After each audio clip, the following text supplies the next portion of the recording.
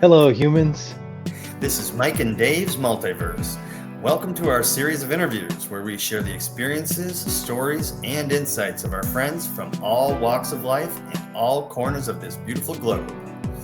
We hope you find the conversation interesting, illuminating, and uplifting. The goal of our channel is to bring people together, so please subscribe. And if you enjoyed today's interview, hit the like button and leave us a comment. Thanks for watching.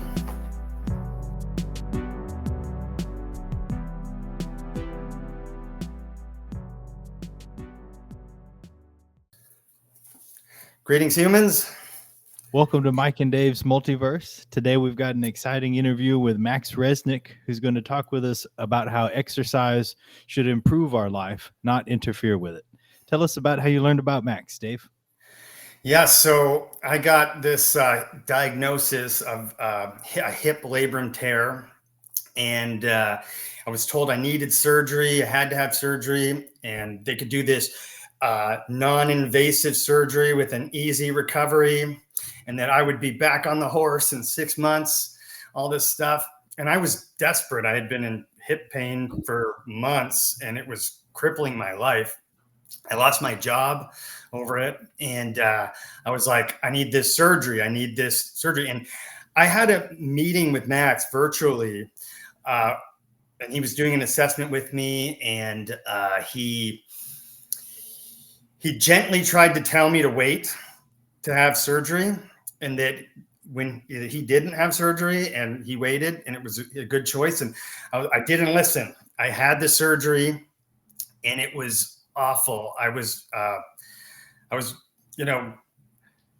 couldn't move. I was disabled for 6 months, and it didn't help. It didn't help my hip surgery, because guess what? The labrum tear in my hip wasn't causing my hip pain. It was actually an issue with my back, and it was an issue with my mind and my brain and how I was processing my pain. And a couple months later, I messaged Max and came with my tail between my legs and said, I need your help, And so I did a couple of coaching calls with him. And the big thing that he did for me was convince me to let go of all my pain. Every time I had pain, I would do something. I would take a pill. I would do a stretch. At one point, I was carrying a yoga block everywhere I went and putting it between my legs at restaurants while I was talking to clients and squeezing that yoga block between my legs.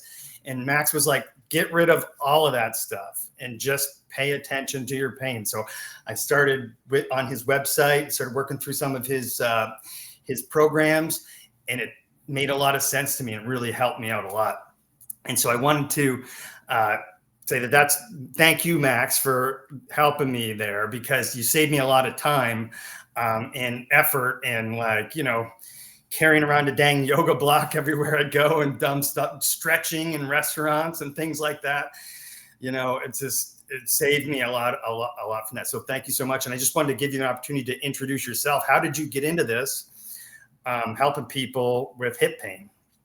Yeah, thanks for the intro, Dave. And first of all, you're very welcome. And, your story is not unique. And, a lot of people listening could relate. And I could kind of piggyback off that right away. I was the same way, right? So I was in my early 20s.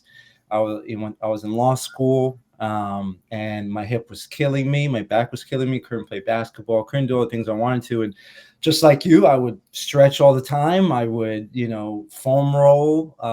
Never got into the pills, but just about everything else that was like a holistic way of doing it, chiropractor, acupuncture, all that crap.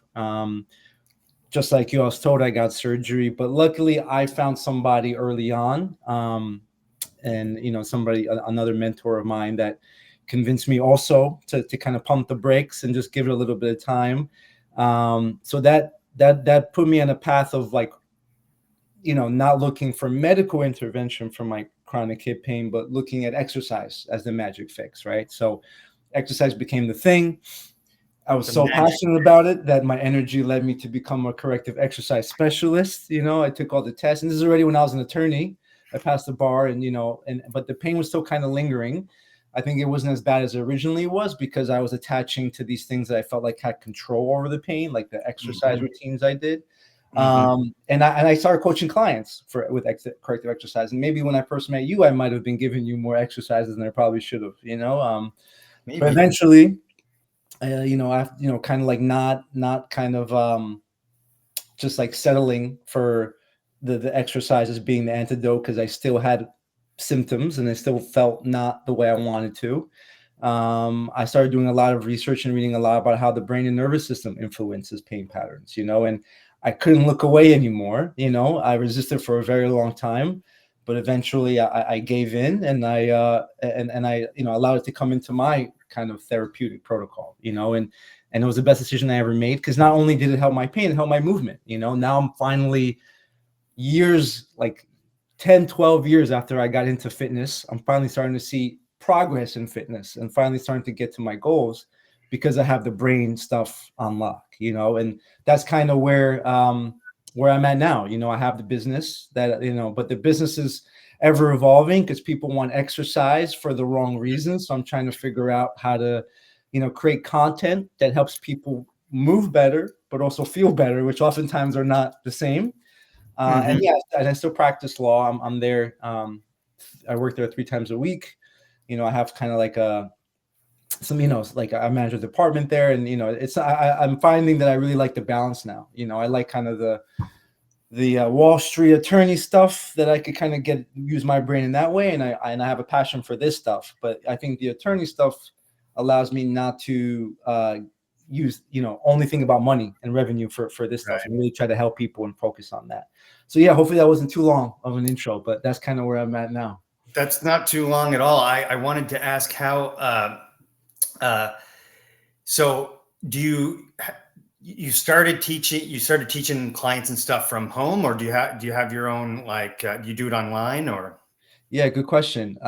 So yeah, I offer online coaching right now. I work with people. I have done in person, but again, that I really want to get back to in person. I mean, there's nothing like being with people in person, teaching them, and I think that's the best way to help people how to move better. Like if you're trying to improve true movement, whether it be strength, flexibility, like coordination, like body awareness, just understanding how your body moves, in person is the way. It's really hard for me to direct people online.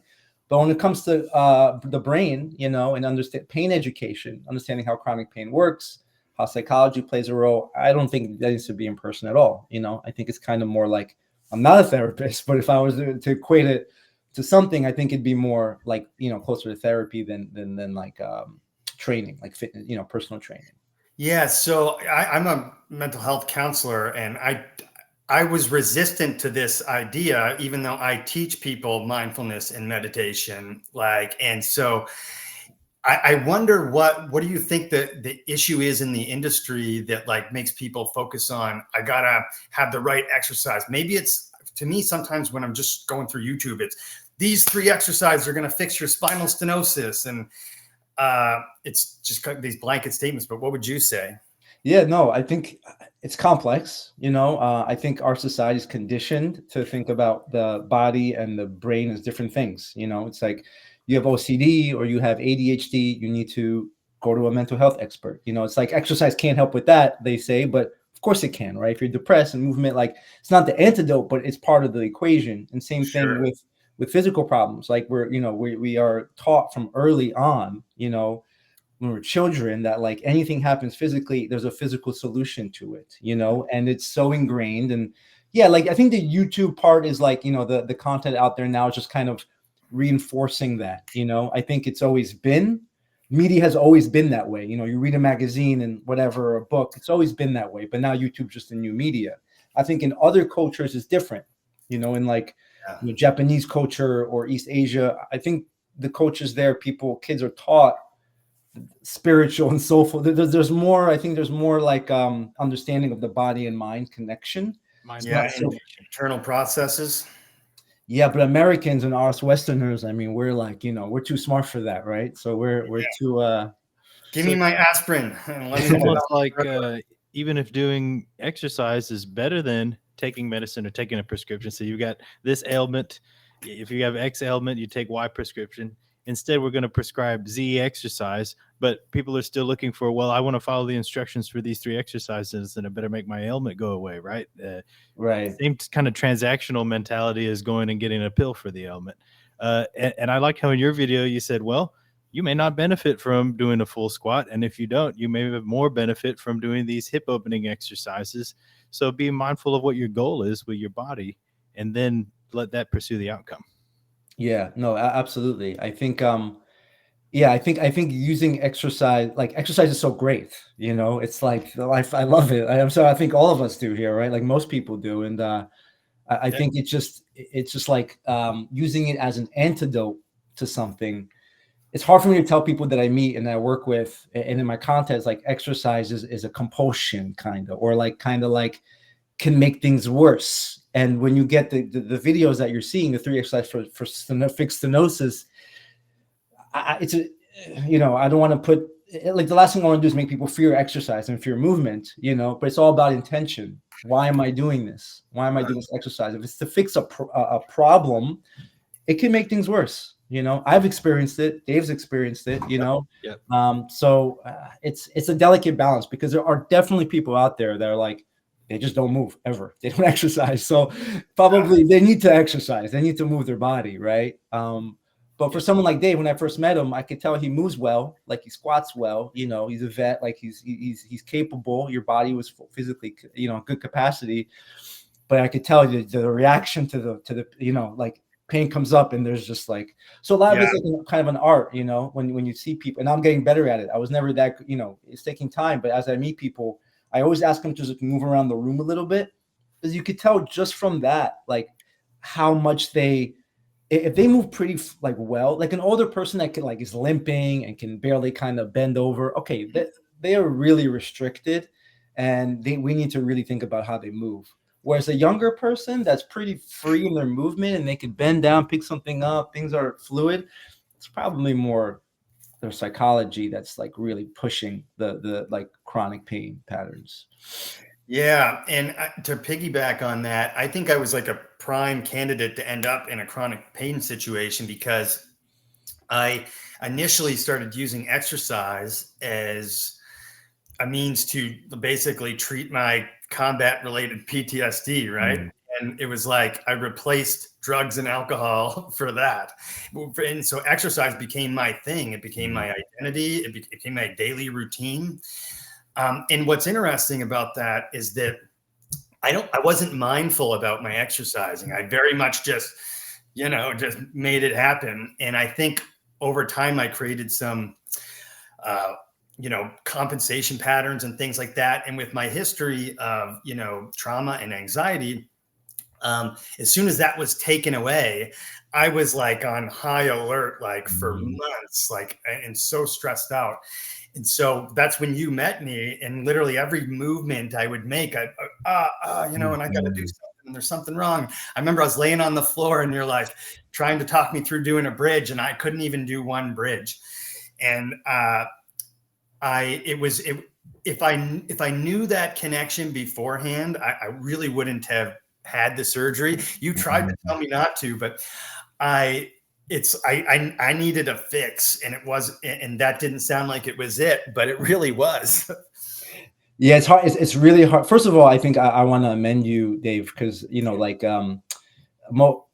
for a lot of people, you didn't make the connection, but once you did, you ran away with it. You really like digested it and made it a part of you, which is what is required.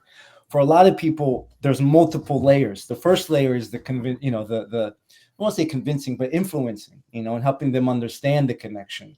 But then once they get it, then they have to, like they have to digest it and make it a part of them. And that can be very hard, So there's these like different milestones I think people need to reach. And the first is, okay, I won't, I'll let go of this. I'll try it. I'll fully divest, invest in the brain thing, kind of, and really like try this.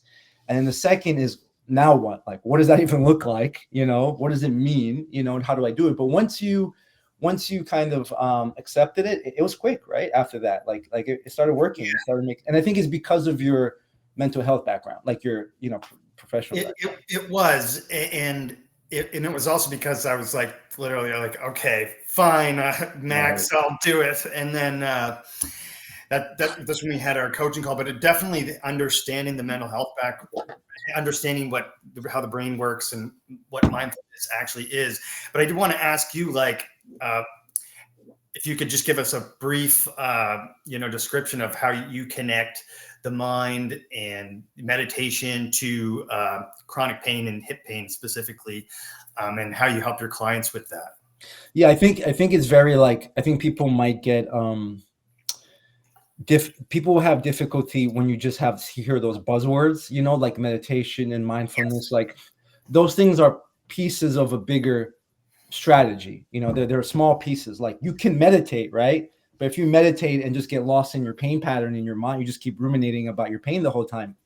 It's not really giving you what you want, and mindfulness too. It's like, what really is mindfulness? So Yeah. I think it's a, it takes help. It takes some like mentorship from somebody, like someone like you, for example, would be a perfect person to help someone else who's further. Like, I think we all look for, like, we need an expert. We don't really need an expert. We just need someone further down the path than us to kind of give us, and tell it to us a way that can understand it. Like another thing is, like, just because something that clicked for me or clicked for you won't click for somebody else. So we need to meet that person where they're at, their experiences, their life, and help them understand it in a way that it makes sense for them. So like for some people, yeah, it's like mindfulness and they already have experience with mindfulness. Oh yeah, if I'm just mindful about it, it works. For another person, they'd be like, what the F is mindfulness? So I think the biggest, most important thing, it's your behavior. It's how you behave, how you respond to pain patterns. So if we have an example, person A, pain shows up and they're just on YouTube, within seconds they're on YouTube looking for a stretch, right? That's one person. Another person is doing research for a doctor. Another person might use meditation as the compulsive behavior, to fix the thing, versus the number one step, the number one thing I make everyone, what I do now, anytime something comes up, it's just pause. It's just pausing, it's just watching it. Oh, okay, what's this? And that's really the magic moment. That's where everything kind of can happen. The pause, and for me personally, it's changed everything in my life. That pause, like, pausing from the pain, but also pausing, like, am I, I was going to leave the law, like, make all these kind of like very impulsive decisions. I just kind of take a step back. I still do that sometimes, but it's kind of set the foundation for everything else I want to do. Like even working out, right? Like I want to be able to do a full back bridge, and I'm finally making gains because I don't just go do the thing that someone told me to do. I pause, I reflect, I think about it, So yeah, I think that's where it's at. I think mindfulness, meditation, all of these things can be helpful. But if people don't understand what those things mean, it's not really going to get them very far.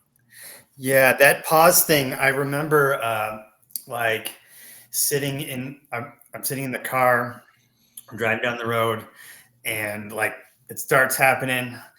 And like I remember the moment when like I was like, okay, I literally hear you in my head and I'm going, okay. And I just started paying attention to like all the things my mind wanted to try to do in that moment. It wanted to adjust, it wanted to do this, it wanted to get out of the car. I was like looking for some ibuprofen. I'm like, but I just watched that happen. And I just was basically doing one of the meditation mindfulness exercises that I would do on your website in the car. And, just paying attention and breathing and all that stuff. And that's when the pain started to dissipate and went away. And then we made it to wherever we were going. And I was like, wow, that actually worked. If I didn't do that in that moment, I would have been in pain and like this, like get out of this car the whole time. But it was the pause and then the let go. And then I just started doing that as often as I remembered, which is the trick, right? And that's where the practice comes in, I think. Like if you practice daily, then you remember to do it more often like throughout the day. Does that make sense?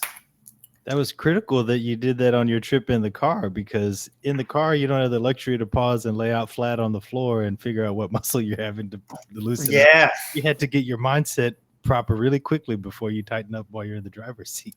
Exactly. And it's those like remembering to do that in the moment that's what it's really why Max is on our show today. And because hyperbole would be saved my life, but like at the lowest form, it definitely changed the trajectory that I was on.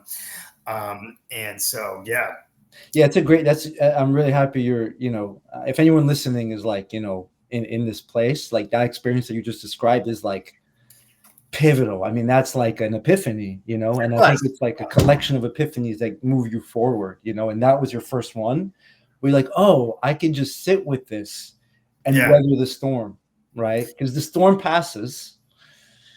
It's just a matter of, and as you said, like once you do it a few times, you get better at it. You know that like you can, because that storm, you realize, I think that's not just a hip, that storm. Yes. That storm was a wave of emotions and sensations and anxiety, right? Attachments to my identity. Yeah. Yeah. It's great. And a strong guy and more, Yeah, no, it's interesting because it like, it opens up so much more self-discovery, I think, too, right? It's like kind of like it's a superficial layer. Like my hip hurts. Everyone has a hip pain thing. Everybody, like people find out like that I do this kind of that I work in this area and do this stuff or write about it, and they say, oh, I got my shoulder, my hip, my back. It's just like everyone gets anxious and just everyone gets sad sometimes. Like everyone feels things. It's like, okay, you feel things, but what is it, what do you do about it? And some people run away with it and it creates this thing in their life that they constantly see doctors or whatever. And for other people, they understand that it's a part of being alive. Yeah, I think that's important too, especially like as we get older too. It's like you're not going to feel the way you did 20 years ago. And this might hurt once in a while, and to not overreact to it. I wanted to ask, just because I've been thinking about it, like since I said it, but you feel like there people with a history of anxiety or trauma, then coming into a chronic pain situation, I like I did, they probably have more likely to have a difficult time with the mindfulness and the stopping and pausing part, wouldn't you think? Yeah, definitely. I mean, I think it's delicate for me because I think what I'm doing needs to be done. Like I'm not doing this for money. I like to create this business where I'm independent, don't have to do the law anymore. But I'm not really. I'm doing because I think there's a need. But what concerns me is like we have so many categories of medical professionals that we put things in. Like I can't give therapy because I can't give like brain help because I'm not a therapist. I can't give exercises because I'm not a physical therapist. The only thing I can do is help people get fit, but that's not going to help people get through what they want, So I need to be really careful with people, and I want to help them, but at the same time, I want them to understand that, like, you could see a therapist if you have like really deep things, and I think that that's great. If someone's never seen a therapist and they have chronic pain patterns, and I think that's very valuable, right? Just having like a lot of people probably don't have just like a basic understanding of their psychology, right? So like, but the connecting the psychology with the pain, I mean, I think that's a very complex thing that no one really does it. It's like there's no profession for that. I haven't found it. There are some, besides what you're doing, there's some, I know that there's like some knowledgeable, like people who work in chiropractor or like, what's the other one? Gosh, I forget. There's another kind of similar to chiropractic, but it's a lot more gentle. A lot of them are knowledgeable about that kind of thing and will give like you advice, like, refer you to a therapist or refer you to mindfulness and that kind of thing. But you're right. I don't think that there's a whole lot of people doing what you do. In fact, you're the only one I found doing it. I know of the other mentor you were speaking of who got you into the exercise portion of it, and they have a lot of valuable videos and stuff, but even they're not doing that, what you're doing, which is connecting the psychology, the brain to the pain, the brain to the pain, right? Yeah, I think the way I like to look at it is like I think ultimately I want to help people move with more comfort and ease, just move better, but the way to do that is to build the foundation at the brain first, right? So it's like I like to, what if I like to think of myself maybe as like the best fitness trainer ever, right? Like I want to be, that's kind of what I'm trying to, not ever, but like I want to become a better fitness trainer. But if you're working with older clients with chronic pain patterns, you can't help them reach their goals or move better unless you help them understand the role of the brain. So once they get that, then they could run their marathons and, play their pickleball or do whatever, right? So that's what most people want to do. They're like, my hip hurts, I have a hip labral tear. Like, okay, you have a hip labral tear, but what do you want to do? And most of the time, something like that. Play with kids, play with their grandkids, play with their kids, hit the pickleball, play whatever, so that's what we're trying to do. Yeah, would you speak on that a little bit more? I know you've made a few different videos on for when I first started having hip pain, I was like, I need to sit here and do nothing. And you've made a few different videos of like rest can be your enemy in this situation, right? And getting out and moving, going and doing the things you like to do, at least in some capacity, is important in hip pain. Did you want to speak on that a little? Yeah, it's a great point. I think that in I mentioned earlier, behavior is so important, and the decisions that you make are critical, because there's another layer here that's happening. And so anybody who wants to get into this for the first time, I think I told you about, Dr. John Sarno, and he was kind of like a pioneer with all this stuff in like the 80s and 90s, and his stuff still works. His stuff's still great. Doesn't click for everybody, but I just think it's a great starting place to get an understanding of how the unconscious works in pain patterns, right? So we can't directly control the unconscious. We can't say, hey, brain, stop sending you pain signals. It doesn't work that way. But the decisions that we make influence the unconscious, which is what sends us the pain signals. So if you say you get the pain signal, and because of that, you say, I'm just going to sit here today and do nothing because of this. I had plans with friends to to go for a walk, but I'm not going to do it because of the pain. That tells the unconscious, it sends a message that more danger, right? Like you're creating a bigger bubble for yourself. So what that does is in the future, it makes your world smaller and smaller, right? Because you want to do, at first maybe it starts like, I can't play basketball, and then it becomes, I can't go for a walk, and then it says I can't do the laundry, so your unconscious is constantly evaluating your environment to determine whether things are safe for your hip or back or whatever, so even this is what we're talking about. We're getting in the weeds, these are like layers upon layers. And sometimes I don't even have to get into this much detail with people.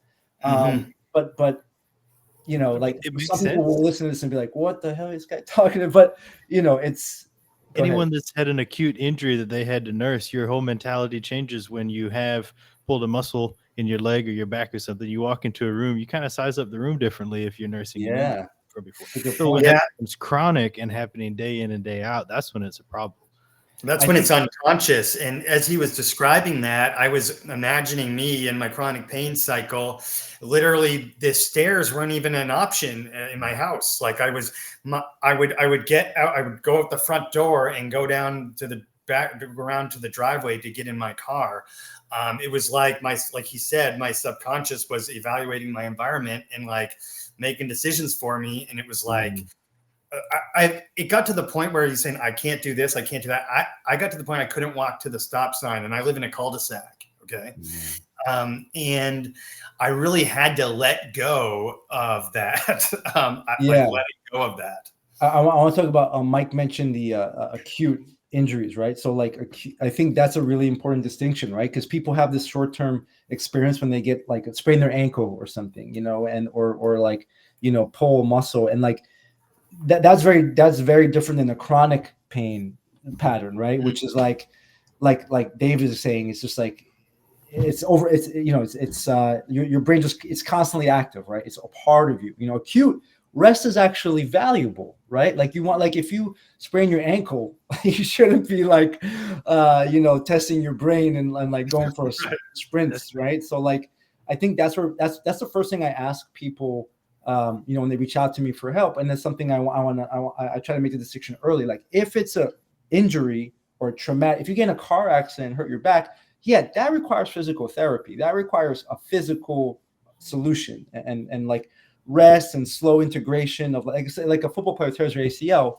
It's not a brain thing. I mean, this is a traumatic injury. They need to rehab. They need to go to that's what physical therapy is absolutely great for and works wonders for.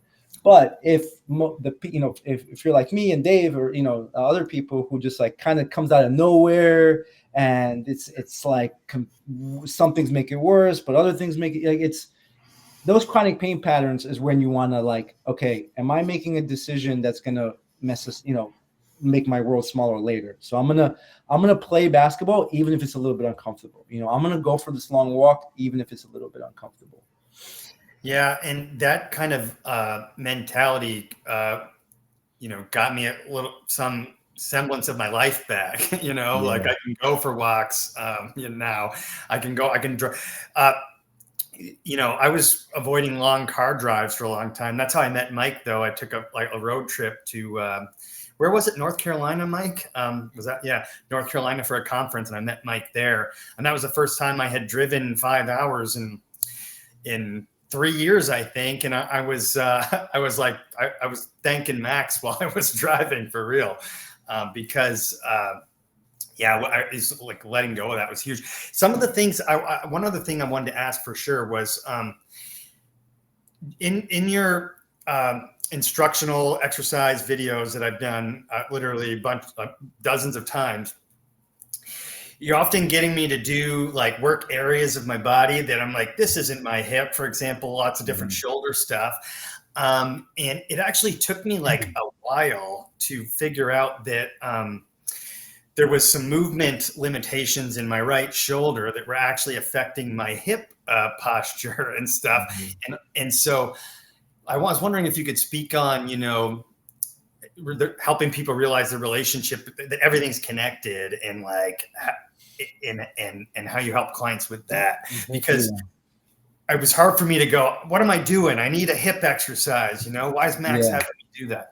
No, I'm happy you brought that up. I think my philosophy is evolving also, right? So I think when we first met, I was really big on a certain, just like everybody, I ride the waves of what I'm learning, and I think at that point I was big on that, and I still am, but in different ways. It's like, for example, if you're doing like a Romanian, like a deadlift or something, right? And you're and this is a really easy example for someone, like just bending, right? Like hinging down, and your low back rounds, right? Or your neck like bends forward too much. You're reducing the load or tension or effort from the hips, and you're moving it onto the back, right?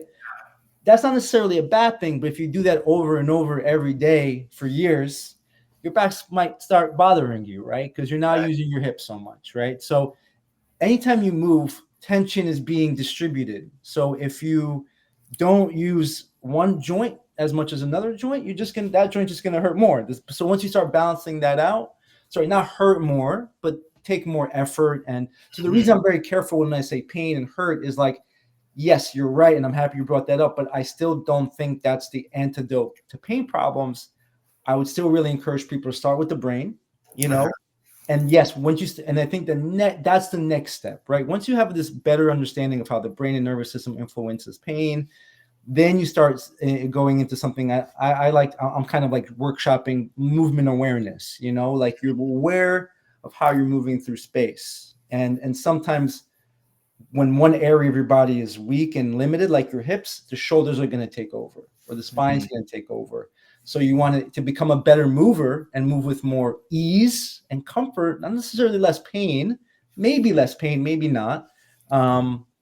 You want to get better at distributing tension more evenly. That makes sense. Yeah. So start with the brain and then kind of move on to that stuff. That I like that because I feel vindicated because my brain told me that Romanian deadlifts was a waste of time for the first time I ever saw someone do that. I was like, where's the utility in doing this? You're just running a high risk of pulling a muscle in your lower back. It's all. That's why I like the Romanian deadlift. I wouldn't program that for someone coming into me who's like a complete beginner and chronic back pain, right? It's the last thing I'd want them to do. But once you get a little bit more confident, it's a good way of learning how to use less back, more hamstrings, more hips. So like every time like you do a Romanian deadlift, if your back hurts every time you do it, you're using the back too much, right? So it's like, and a lot of it is eating your ego, right? It's like, I'm just going to do less range and less weight until I could just feel my hamstrings. No back. And that's where the mental connection comes in, because you have to be able to tell in your mind when you're firing your hamstrings and keeping all that weight on your hamstrings, or is my back stepping in and pulling most of the load? I'm going to end up getting hurt by the end of this set. You're going to Exactly. be able to realize it mentally. And the Yeah. Romanian deadlift is just like it's just like a organized and mechanical way to do bending, right? Like people bend and lift things all the time. It's like people deadlift crazy weights without even, not everyone, but a lot of people would like do like this very like, um, symmetrical, perfect deadlift, but that's not how they pick things up, right? It's like, let's get better at just like doing the things we do all day, which can include deadlifting. Like a Romanian deadlift, for example, it's a great way. Like you're not going to pick things up like that, like with an RDL, right? But if you are able to open up the hamstrings more and get more strength there, your body will unconsciously use more hamstrings in life when you want to pick things up. That makes sense. Yeah, I've noticed that the more I practice mindfulness and is off, as well as like how consistent I am, I'm more aware of how I'm moving my body through space just around my house and stuff like that. And that's sort of made a big difference, right? Is like that I will have before I go to pick something up, I'll have a pause, and then, realign myself a little bit and then pick it up appropriately. Whereas before, and I think a lot of people are like this, we're on autopilot. We're just firing our body through space without thinking about it. And then we develop these patterns, of moving that eventually lead to, having a chronic pain issue. So I think on that topic, I mean, look, I live and breathe this stuff, so obviously I have like a thought about every little, like I'm looking at like the nuance of everything. I think generally speaking, I think it's okay for people to not overthink when they move throughout life, right? Like I think what I try to do is like once you kind of deal with the brain stuff with pain and pain is not an issue anymore, I don't think it's healthy or natural to think about how you pick something up or how you like you want to build capacity through that's where exercise comes in, right? That's where exercise is wonderful. It's a way to create movement options in life. So you can do whatever you want without restriction. If you want to bend over with your rounded back, you can. If you want to, pick up something really heavy in like a weird way, maybe not too often, but if you exercise in a functional way, in a way that makes sense, you probably would be able to do those things without getting hurt. Yeah. And I think that's where all the really popular stuff is valuable, like the knees over toes guy, the upright health stuff, like all those guys, that's where all that stuff is great, because it's about movement and it's about exercise and it's not all about pain. And that's a good point. Those guys. So go ahead. Earlier we talked about how there's a surplus of YouTube videos that simply describe 3, 5, 7 exercises to fix X, Y, and Z pain that you've got. But those are good channels, and maybe those folks are just trying to make sure they get the most number of views. And if 5 exercises to freedom is the most viewed type of video, I get that's why people do it. But if you're not, let's say you have gotten to the bottom of what your problem is and you just need to throw on 3 or 5 exercises and get your reps in, those repetitions is what becomes muscle memory. And the muscle memory is when you don't have to think about it, like you're saying. If you have the right habits ingrained unconsciously, you don't have to think twice before picking up.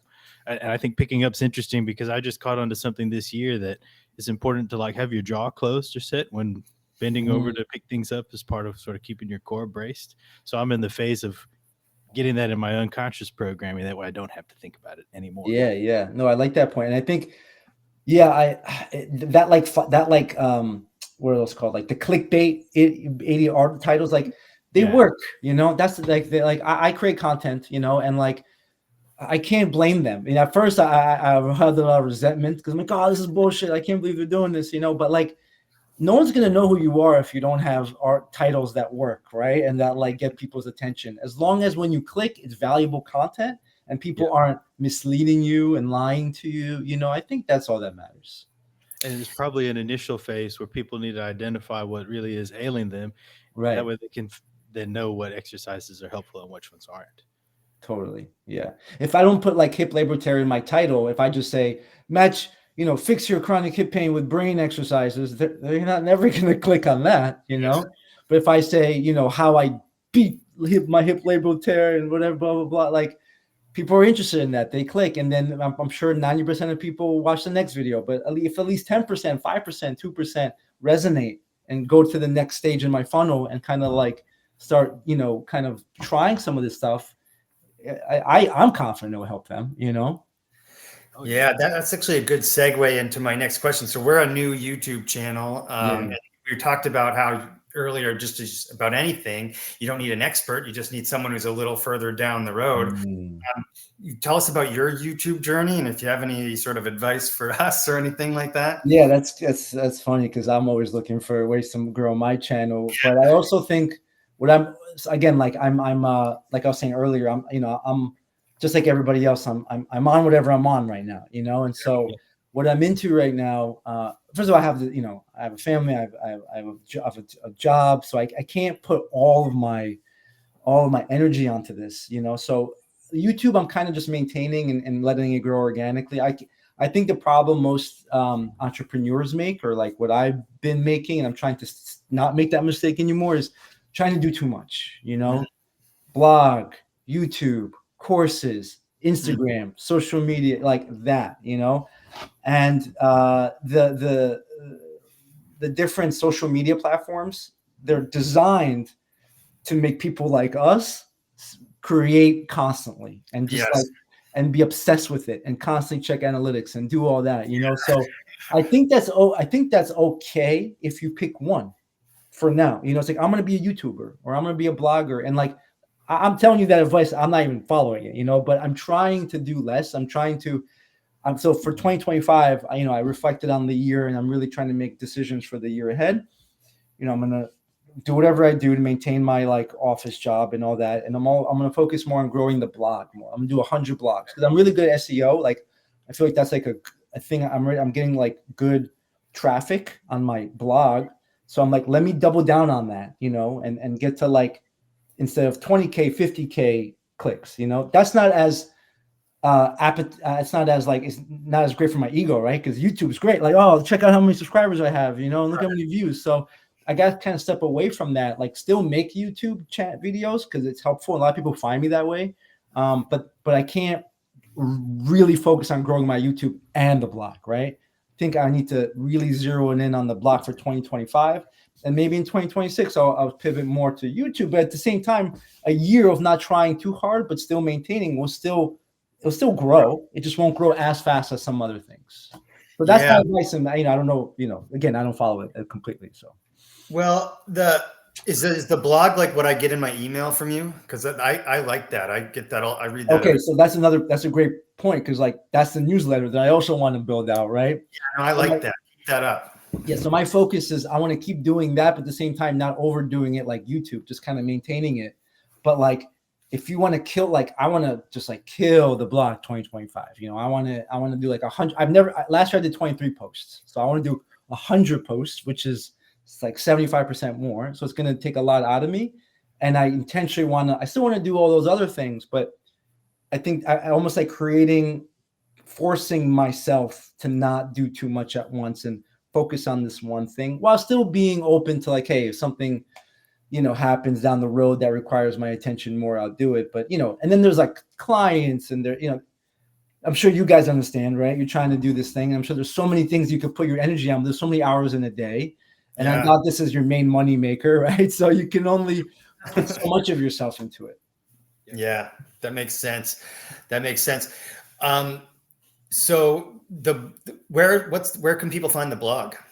Yeah, so my site, maxreznik.com, MAKSREZNIK, maxreznik.com has the blog, my courses, everything. And then I got my YouTube that, is kind of like the other thing where I would encourage people to check out my stuff if they're interested.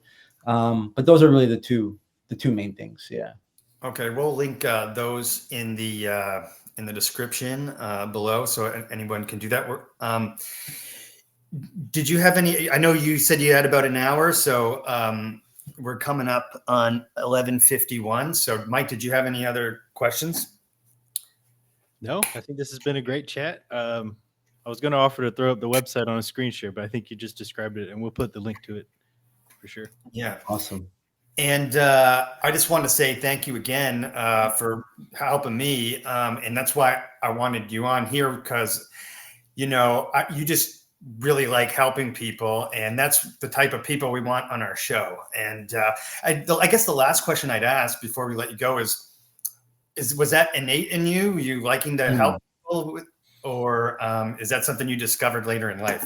That's a good question. You know, I think, yeah, I mean, I think obviously I like to help people, but I think there's like this balance of like, you know, enjoying what you do and getting like that, like approval and you know, being seen by others while also helping, right? So I think there's a balance. Like I wasn't getting a lot of that from the attorney work, and I feel like I'm getting a lot more of that from this, you know? So I think that's like, that, like, I feel like that's kind of like what everybody's looking for, you know? So yeah. And hey, you guys are doing, you know, awesome job here. And I know it's hard to grow this and do it. So good luck to you guys, and keep at it. You know, it's always great to see people, you know, doing things like this. Well, we're trying our best. Last question. You ever seen a UFO? Have I ever seen a UFO? No, I haven't. Have you? No, but I wish I did. I want to believe. Oh, I see. No drones running around there in New York. Oh yeah, I read the article about in Jersey, right? That there was a bunch of drones. Yeah, you're in New York, right? Yeah, I am. I haven't seen it, but I heard about it. It's kind of crazy. But drones aren't like UFOs, so people must know that they're being controlled by somebody. Something. We found there's something. It's $128,000 base package for this like little like thing you can fly in with lights and stuff. That's Maybe cool. It's that. I heard the New Jersey governor was saying he wants to make it illegal because like temporarily make drones illegal until they figure out who's flying these things. It's a wild time to be alive, Max. Yeah, man. It's a wild time to be alive. You've also got the coolest name. It sounds like a 1980s detective or something. Max. Oh yeah. So I always wanted to tell you that too. Oh, nice. I never heard that before, but maybe I'll put that in my bio. Nice. All right, man. Take care, and thank you so much. All right, fellas. Thank you guys so much. Good luck. Yeah, thank you.